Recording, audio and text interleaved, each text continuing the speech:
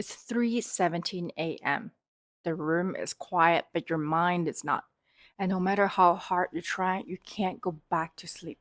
In this video, we're going to talk about why your body is biologically wired to resist sleep during perimenopause and menopause, what's actually underneath the surface, and a four-step protocol to help your body to let go and rest deeply.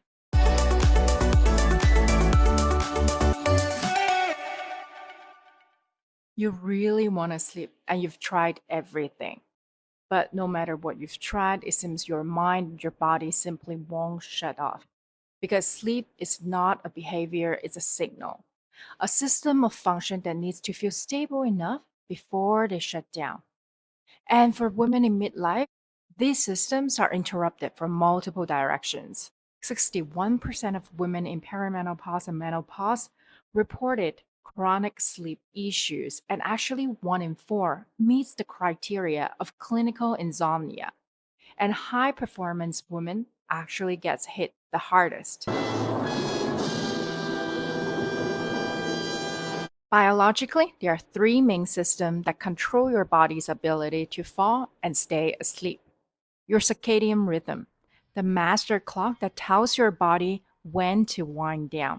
Sleep pressure, the chemical buildup of adenosine that makes you sleepy after long waking hours. And your arousal system, your brain's stress monitor, the parts that decides whether it's safe enough to rest or to stay alert. During perimenopause and menopause, all these three systems are compromised. No, no, no, no, no, no, no. When estrogen and progesterone drops, so does the GABA and serotonin levels, making you less calm and have more mental chatters. And cortisol can peak at night, so instead of preparing you for rest, your brain is now scanning for threats. And your vagal tone drops, which means your nervous system loses its break. So even though you're physically exhausted, your system can still behave like danger is close by and you're unable to rest because it's helping you to protect your life. In a 2020 study published in Stress and Health, followed over 300 female educators. Inside, they found that the ones reported the highest burnout rate showed three clear biological patterns: flattened cortisol rhythms, elevated inflammation markers, and reduced heart rate variability, which is an indicator for vagus nerve depletion. Meanwhile, the SWAN study, one of the largest longitudinal projects in women's midlife health, also confirmed that chronic psychosocial stress is one of the most powerful indicators for sleep interruptions. And here's what no one talks about: women who are high functioning, who anticipate, manage, and deliver, are often the ones that are most dysregulated because their systems are trained to override fatigue. And the survival mechanism won't get quieter when estrogen drops, it actually gets louder. Unless you reset the signal, your body won't let you rest properly. Here's the good news: you can reteach it. Here is a four-step protocol that addresses the actual mechanism behind midlife insomnia. Step 1: circadian and somatic sync. Why does it matter? Because melatonin can't rise unless your circadian rhythm cues it, and your body can release tension until it feels safe. And here's what you can do: go out during sunset time for 10 to 15 minutes with no sunglasses and no phone. This helps anchor your circadian rhythm. And follow with 30 to 60 minutes of gentle movements before bed that can look like cats and cows, legs up the wall, or a gentle stretch sequence to help your body release stress. Step number 2: nutrients priming for deep sleep. Because sleep relies on neurotransmitters such as GABA, serotonin, and melatonin. And hormonal shifts depletes these raw materials.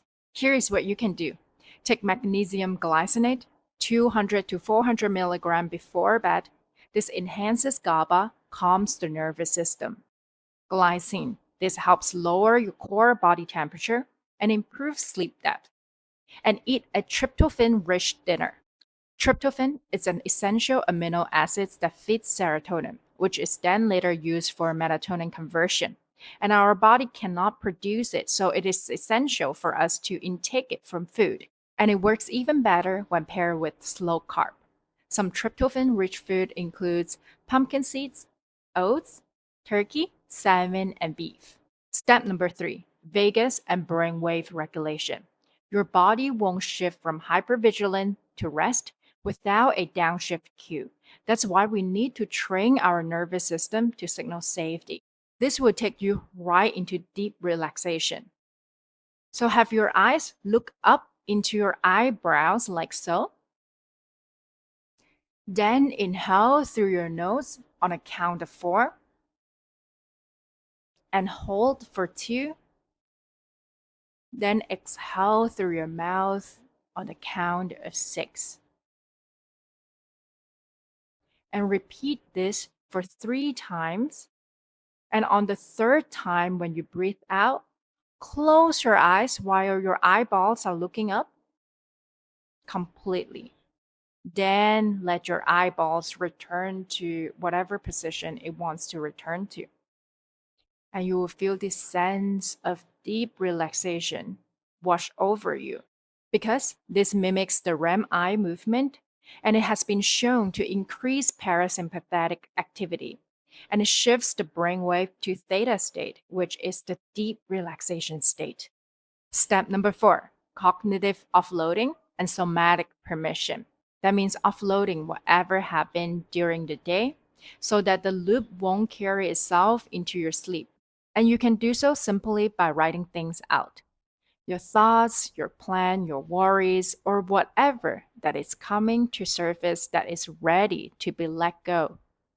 Then you can follow with the step 3 breathing and continue with the progressive muscle relaxation from head to toe. This is a complete sequence that can help your body to restore safety signals to rest. If you find this helpful, then subscribe to my channel where I introduce more functional tools for you through perimenopause and menopause because this is your second spring.